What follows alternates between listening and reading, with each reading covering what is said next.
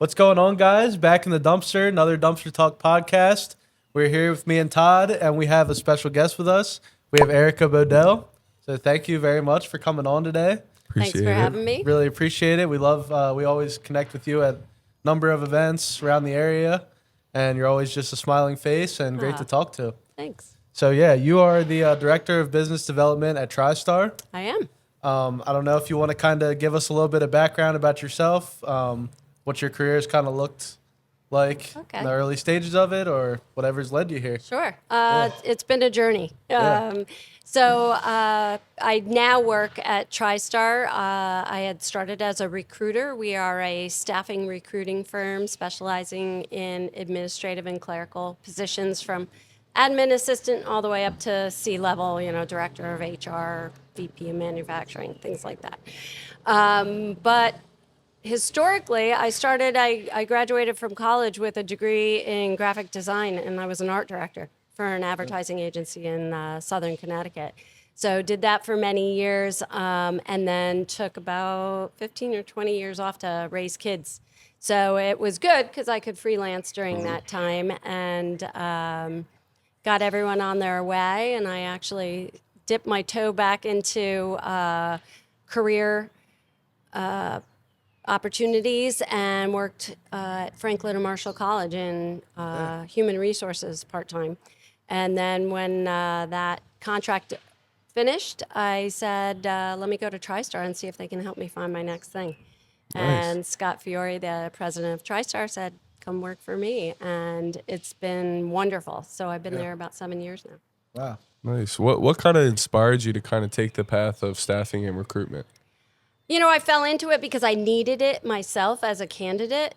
I knew that with 20 years off, I was going to need some help finding a job. Yeah. And a great reason to go to a staffing and recruiting firm. There's never a cost to the candidate, so they're just there to help you, introduce you, open some doors that maybe your resume is not going to open because you've got a 20-year gap.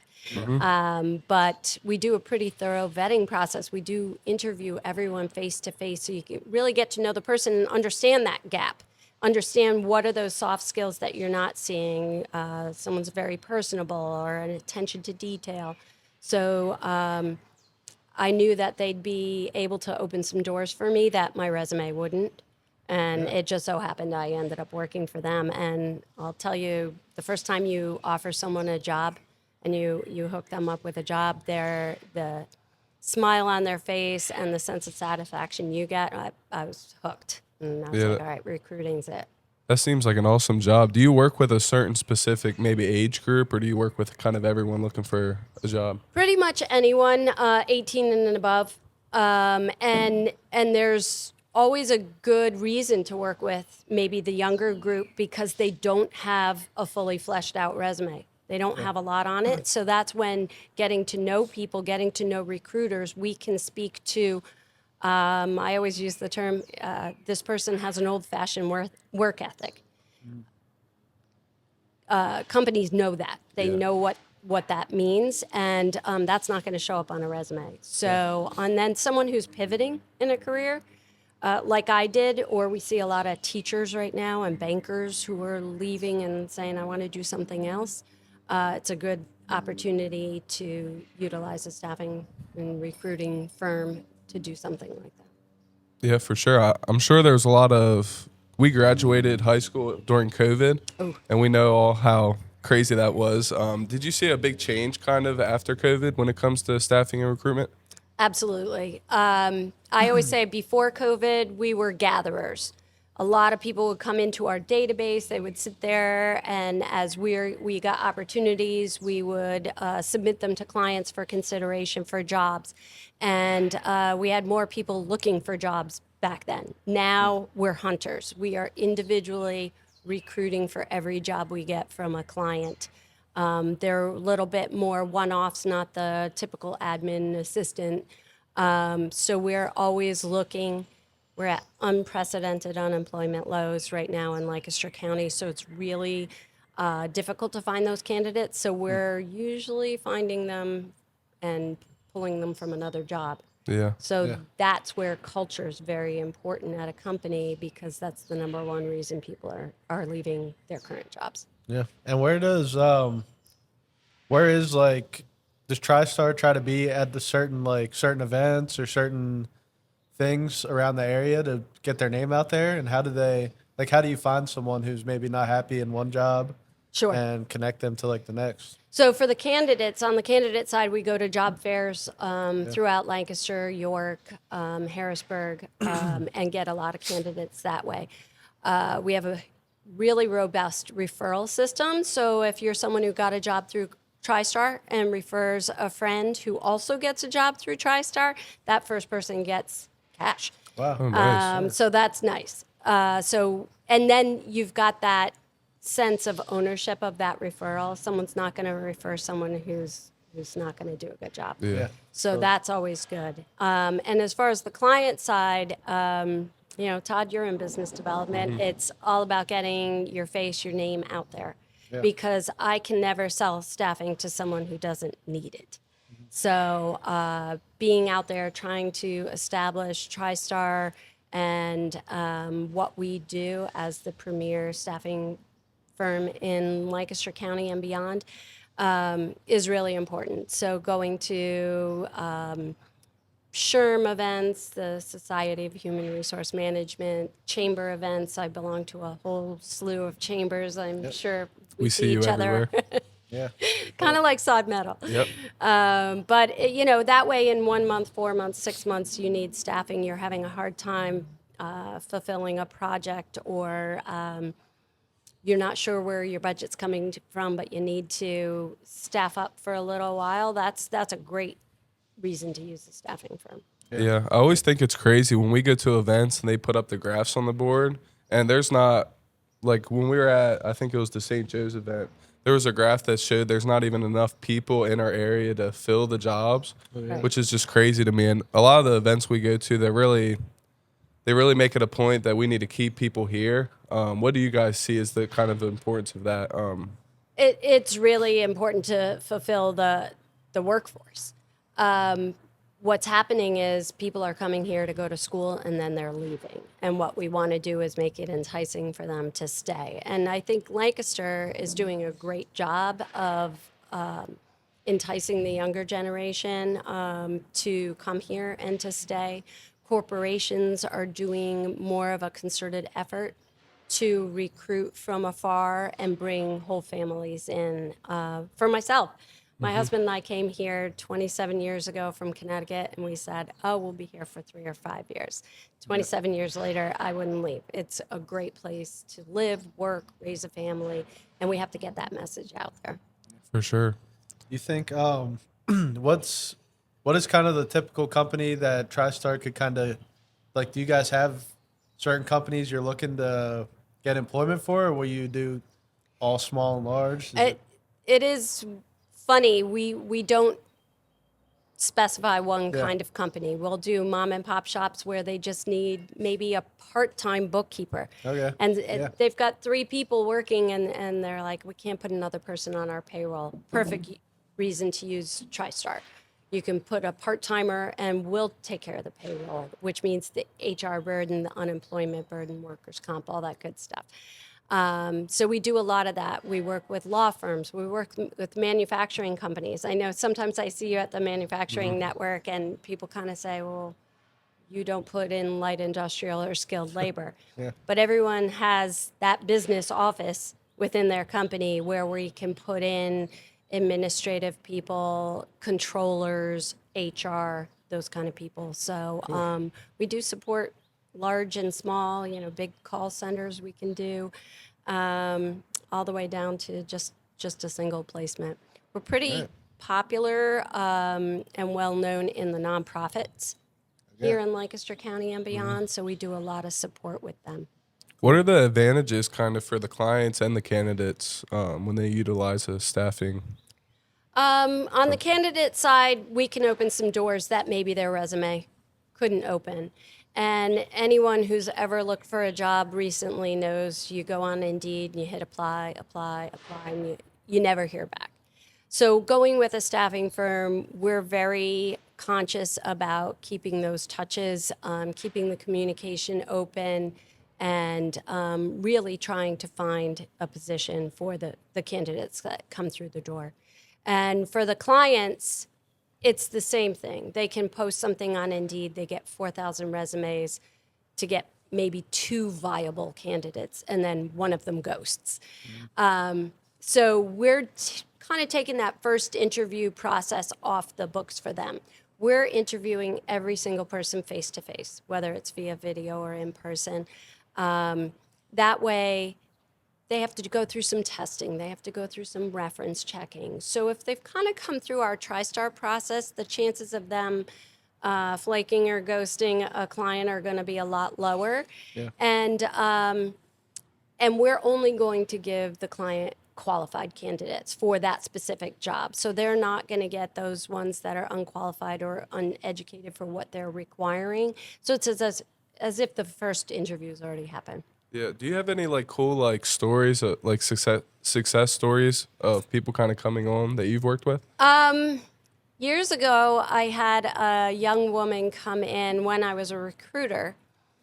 She came in for an in-person interview, so obviously pre-COVID, and fresh out of school, but just had this amazing personality, this mission-driven point to her, and a great resume, but she didn't have a lot of work experience. At the same time, I had gotten a nonprofit job that morning from a good client of ours, and I just said, she's it. And I asked her to wait. I said, do you have time today? And she said, yeah. And she was already dressed up for my interview. I went upstairs, I called the client, I said, can I send someone over right now? I know you haven't seen her resume, but you need to see this girl. And I sent her over. It was about 1.5 miles away. She went over, interviewed, got the job. So literally, she got a job within 2 hours of walking in our door. Oh, that's so crazy. that was pretty cool. It doesn't always happen like that, but Yeah, that's it was awesome, big. though. I'm sure, kind of satisfying for you to get to see that. Absolutely. Yeah. And to see that joy, because she had been frustrated in her job search and came to us. A lot of people don't think of us as their first effort in finding a job and then realize how difficult it is. And you might as well, it's all about building your network. Yep. Yeah. So if, let us be one tool in your tool belt if you're doing a job search, whether you're on the client side or the candidate side. Yeah, I feel like a lot of college students don't realize like you do 4 years of college or however many years, but they still want like 2 years of work experience to get a job, which is really hard. That's like, what do you think the importance of kind of internships are? When I was at Thaddeus, I had an internship with one of our customers now here at Sods. So what's kind of the importance of that? I think it's very important. It's also very popular. So it is rare to get those resumes of college kids who have no work experience. And, it's important, even just to show people will look at that. Okay, you're fresh out of college. You probably don't have a lot. But, they had a job when they were 16, even if it was, scooping ice cream. Yeah. So, that is very important. And if you can get that, if you can have the support of your school, that's great. But, try to use your network. Does someone's uncle, does someone's friend need someone for the summer? And try to do that because it is important.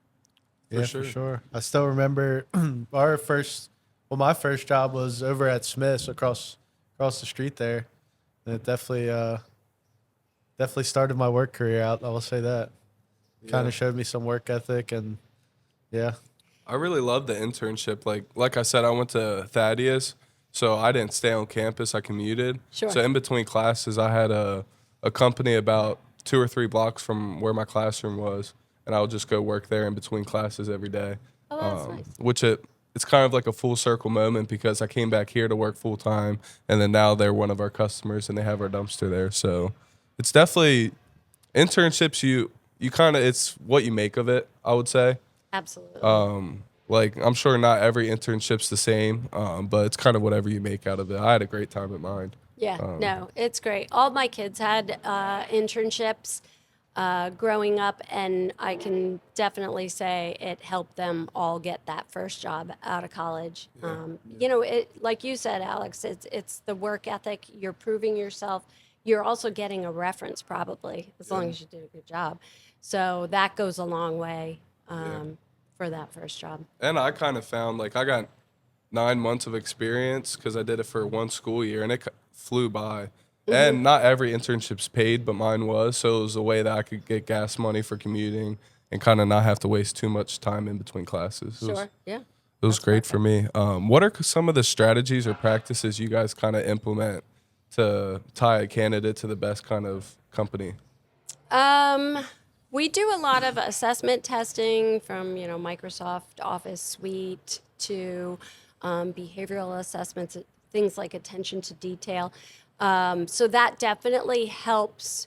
And we go in, we see our clients, we understand the culture. Obviously, the culture at Sod Metal is going to be different than the culture in a professional law firm.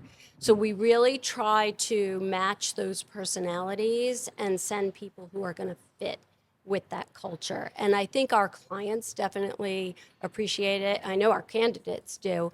But the clients appreciate our insight and our suggestions. We were putting someone recently into a commercial paint business, and her resume would have maybe not hit them to call and ask for an interview, but we understood through our interviews that she had some historical experience that would jive well with that culture. We knew her personality, their personality, and it was like a match made in heaven. And they even said, we probably wouldn't have looked at this candidate had it not been for you. Yeah, what do you think? What do you see is kind of more important? Not saying one's more important than the other, but kind of like someone's personality versus their work ethic for a company, like tying the two together. Because, like, for instance, I'd say we kind of, when we hire someone, we hire more for personality and values over skill because we can kind of teach people what to do here. That's exactly it. What do you think's kind of the more important if there is one? It's hard to teach work ethic, but skills can be taught. Yep. So absolutely, the personality fit, the culture fit is going to be huge. Those are the soft skills that you can't teach. So they either have it or they don't. They're going to mix with that client or not. So that's going to be definitely more important for us with our clients. And our clients get to know that we're going to watch out for that for them. For sure. Do you think, what would you say kind of drives you throughout your day? Or like, do you think it is kind of the end of the process of getting the person kind of satisfied with their job that they kind of were looking for? Or what do you think kind of drives you to do well in your position? I think on the recruiter side, back when I was a recruiter, filling the position, sometimes it's like a puzzle, trying to find that right candidate that's going to fit with the client, what the client's looking for. Sometimes the client's job description and what they're looking for aren't always exactly the same. So it's our job to interpret what they actually need. So making that final match is just hugely satisfying. Yeah. On the business development side, trying to meet new people, understand new industries, new markets, and have them understand how they can utilize TriStarr to help them and take. We're really a time saver for clients because we know how difficult it is right now to hire. So, I would say let us focus on what we do best so you can focus on what you're doing best. Nice. And it's funny, the new clients will come through and say, hey, this process was so much easier than I thought, worth the money. It's, the communication is good. And you gave us 5 great candidates when it took us forever to find 5 before. So that satisfaction of bringing in a new client and getting them all the way through a placement is pretty cool. Yeah, I think about like with our customers, we have a lot of high production customers. So the fact that they don't have to kind of worry about that side of it and kind of can keep it going and know that you guys are going to bring good candidates to them. That has to be a good feeling. Yeah. Do you guys have like a certain turnaround for, like, say I was coming to you guys looking for a job? Do you have a kind of average turnaround that it takes? Unfortunately, there is no crystal ball for that. Yeah. I mean, we can get some good candidates in and send them. We'll send them to multiple clients, which is awesome for the candidate. That if they're a good candidate, our job is to get them a job. So we're going to send them to multiple clients, which then gives them some choices. They get to see different cultures and areas of work and really make some conscious decisions about their own career, take some ownership of that. We can get a job and fill it in 2 days, and we can get a job and it's still open in 2 months. It really depends on what it is. As you know, skilled labor is really tough. We don't staff skilled labor. We staff the administrative around that. But I would say construction and manufacturing is tough right now for those managers, project managers, things like that. So it's always a win when we can fill that. For sure. How have you guys kind of implemented AI or used it to kind of work with your clients, candidates, kind of pairing them together? We use a ton of AI. Scott Fiore, our president, has really emphasized blending high tech with high touch. So we want to keep that communication going with the clients and the candidates. And we want to do everything faster. Everyone wants everything faster. So utilizing AI to take some of the administrative burden, those things that are time sucks for you, that really you don't need to be doing, transposing notes. When we interview candidates now, we have a software that translates it right into our CRM, puts it right into the fields where it needs to be. How much are they looking for? What's their availability? What's their skill? And then it makes them searchable within our system. For me, because I'm the only business development person in Lancaster, I also have a counterpart, Basil, who's up in Lehigh Valley and Philly. We utilize a lot of AI for sales automations. As we meet people, we can start that going in the background because, Todd, I'm always at all the events. Yep. So I need something to be happening while I'm at the event. So that is reminding me to send things, sending out emails, texts. I use a lot of video. And so I'll send videos through that, and so it really keeps me on task and keeps things happening in the background while I'm off at the next event. For sure. Yeah. I'm sure it's difficult, but it helps you kind of, because you said you're the one person in that position. So I'm sure it helps you kind of manage that. Yeah, absolutely. Now there's two of us, which is good. It's great to have a partner where we can make some definitive plans and strategies. But it definitely helps to utilize AI. And probably in the recruiting, the biggest help is job descriptions. You get a big job description from a client, and that's all well and good to maybe email to someone, but I think it's about 82% of job seekers are looking at it on their phone. So they don't want to be scrolling to read this huge job description. Yeah. Use AI to whittle it down to a few bullet points. If they're interested, you capture them, you send them that more fleshed out job description via email later. Yeah, AI, it's crazy what it can do. Obviously, I've run our marketing here, so it's helped me so much. Just the little things, like, for instance, when we're doing the podcast, if I'm looking for questions, I can I'm on your LinkedIn. I can copy the URL and put it into ChatGPT and say, make me 10 to 15 of the best questions. And it kind of just spits them right out. And I don't use a lot of them. I might use 2 or 3. Right. But it's crazy, like the questions that they think of that I would have never kind of thought of. And it takes 2 seconds. Exactly. Like, it's not like it loads for like 30 minutes and then pops up. You can do so much in 30 minutes with AI. It's amazing. And I always say it's the skeleton you build on. It gives you those ideas, and then you just extrapolate from there. We all learned how to do long division when we were young. We don't we know how to do it, but we don't do it. We use a calculator. So it's the same as AI, Yeah. If I'm going to write an article, I might use it to start an outline and then I'll write the article, but at least it gets me going. Yeah, for sure. It's just kind of like, for instance, we do knowledge-based articles each month, just learning. And it's really good at, just like you said, kind of creating that outline. And then you can change anything you want. Sure. But it just gets the outline together in 30 seconds, copy and paste. It's great. It's just so easy. Because you could sit there and think about it for a half an hour and you might as well do it in 2 Yeah. seconds. It's good for troubleshooting too. Like if I run into issues or I can't think of a different content to post, just put it into ChatGPT and they have 1,000 ideas, Right. Which is awesome. What's your favorite part of your job or of your day?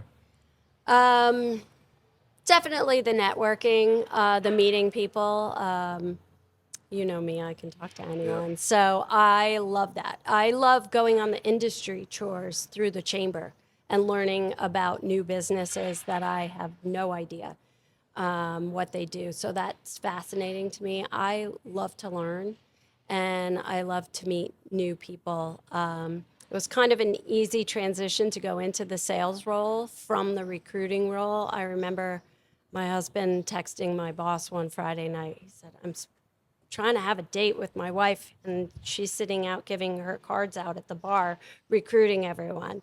So it's just natural for me to meet people and so I love that, the social part of it, and certainly the putting the puzzles together. Yeah. How beneficial do you kind of see the networking events and building a LinkedIn presence?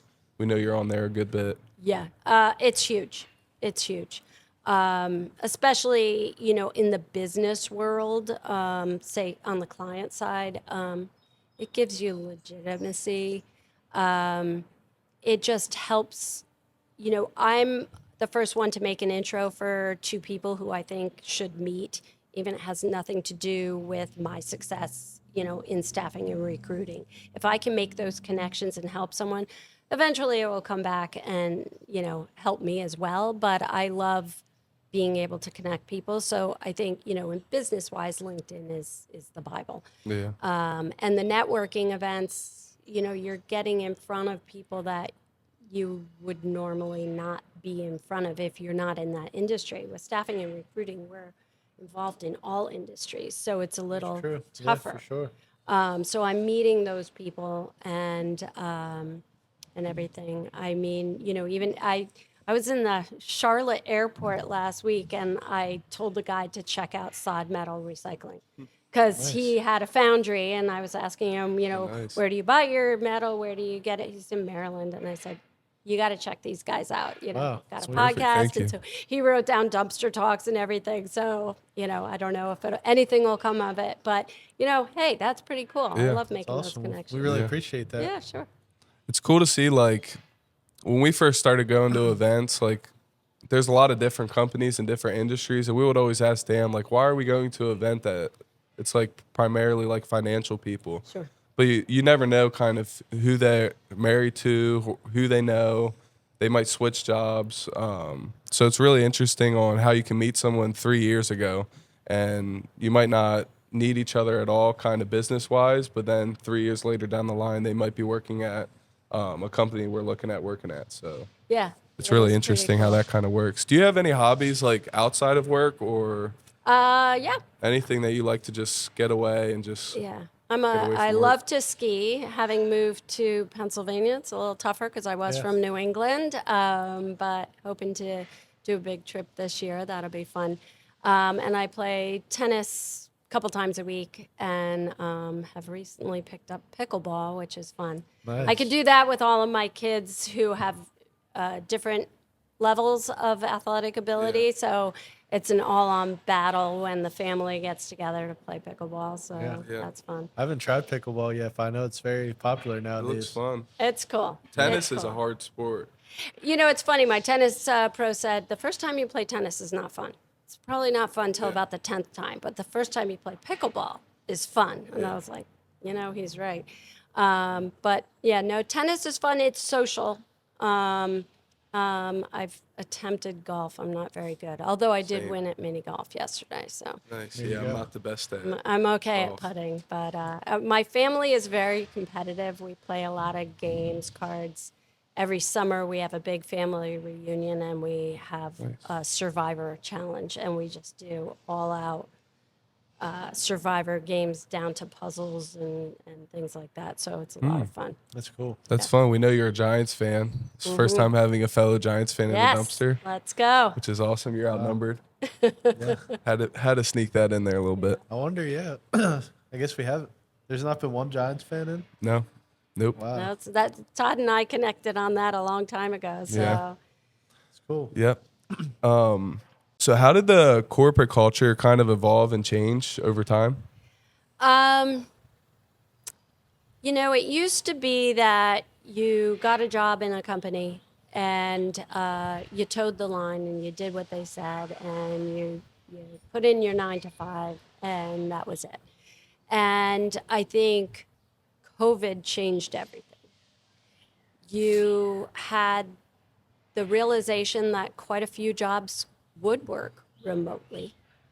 And so as people came back, now we're in conservative Lancaster County, so because we're in the industry, I would say, a good 70% of the companies want people in the office, and that's fine. But even if you can't have the ability to work remotely, do you have the ability to work hybrid? Is it necessary that someone's at their desk from 9 to 5 every day? And the companies that are winning are the ones who are being a little bit more flexible, realizing that. Or maybe realizing, yes, I do need you in the office for 40 hours, but it doesn't have to be from 9 to 5. Maybe you can work 7:30 to 3:30 so you can get your kids off the bus and only cover the mornings. Maybe that's a little bit easier. Or maybe you can do a few of those hours after your kids go to bed, but the work is still done. So the companies that are adjusting are the ones that the culture is getting that reputation. They're maintaining their candidates. Gone are the days where a mom or a dad worked at one company for 35 years. And, companies are lucky if they can get someone for 2 to 4 years now because people are like, you know what, I want to try something different. And even the benefits, the companies that can be flexible on what their benefits package is. A lot of people want health insurance, sure. But someone your age and someone my age might want something different as far as those other benefits. There's companies that might pay down some school debt. Well, I don't have any school debt at this point, but maybe I want a couple extra PTO days, to get away with my husband. So the ones that are flexing are the ones that are winning. Have you found it difficult? I mean, I'm sure it was hard for people who were working 40 hours a week in an office and then COVID happened and they got to work from home for months. I'm sure it had to be so hard for them to come back. Have you found that it was kind of hard for companies to get those people back? Definitely. Because there's a lot of jobs that I see like online now that are just fully online. Like my mom works from home all day, every day now. But that has to be hard for companies that don't kind of want that full time. It is tough, and we'll definitely ask candidates and clients how they feel about it, because we do have candidates who say, I only want remote work.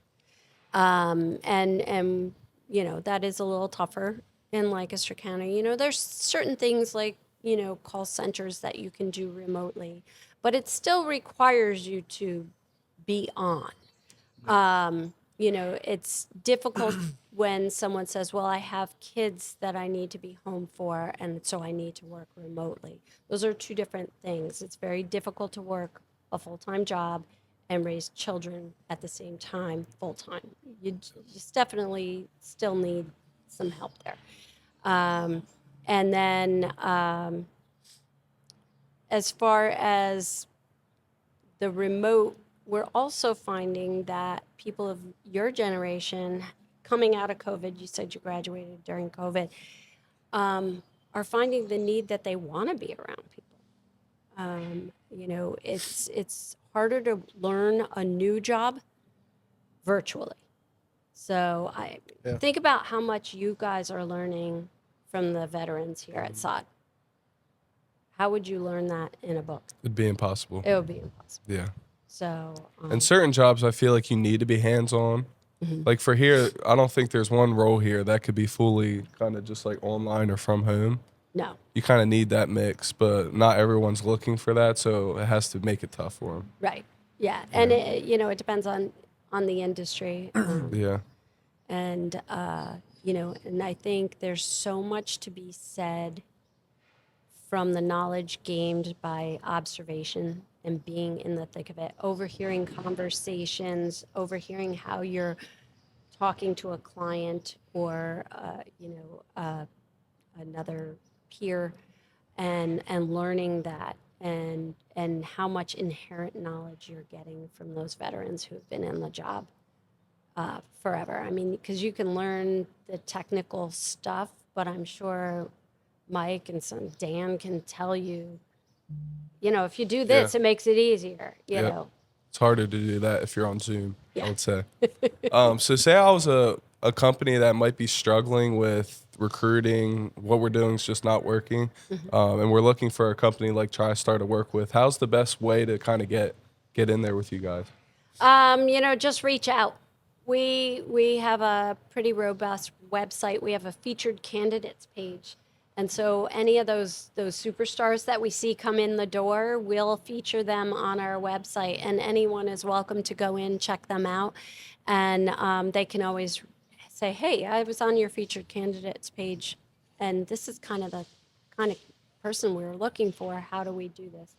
And I always go out, meet with any new potential client so that I get to know them. I get to see the environment that our people are working in, because I'm not going to recruit for a company that I don't know where we're sending someone. Yeah. I want to make sure it's safe, that it's a good culture, and kind of aligns with our own mission. Yeah. So they can always reach out and We'll have your link in the description as well. That has to Okay. make it easier for you to kind of pair that. Sure. Because you're going to the company, meeting, kind of getting to see their culture, and then you're meeting the candidates. So Absolutely. it's kind of has to make it a lot easier to kind Yeah. of pair the two. We're big on bringing our staffing managers, recruiters with us because they're the ones who are ultimately making the placements. So it's important for them to ask those few questions that maybe we didn't ask as salespeople, and see the environment. So when they're seeing the candidate, they're like, I know this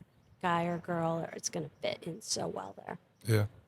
That's great. Well, we always end off with a finale question. Do you want to ask this one? Yeah, we always ask. Basically, Todd and I are 22, 23, fairly early in our careers. We were wondering what would be some advice if you were at our stage of your career, you wish someone had given to you. Great question. I would say trust your gut. If it doesn't feel right, there's a reason for that, and trust your gut in what you're doing, where you're going, those decisions you're making for your career or your home life, and lead with confidence. I think that sometimes, when you're younger, you're a little bit scared about speaking up or asking a question or advocating for yourself. Go for it. And as long as you're honest and, you have that work ethic, then anyone's going to appreciate that question and realize that, it's more, just stay curious. Yeah. It's great advice. Well, thank you again for coming on. Thanks for having me. I appreciate it. We'll have to have a part 2. All right. We're on our sounds road to good. 100 right now. I believe this is episode 87 or 88. Oh, wow. That's So we're on great. our way All there. right. I think Dan needs to have a big celebration for 100. Yeah, yeah. for sure. Yeah. Throw a Get big everyone party. back for a reunion in the dumpster. Sir. Absolutely. Well, thank you again for taking the time to come Sure. on. Thank you. Always good to have a fellow Giants fan in the dumpster. Excellent. And we'll catch you guys on the next episode. All right. Thanks. Thank you, guys.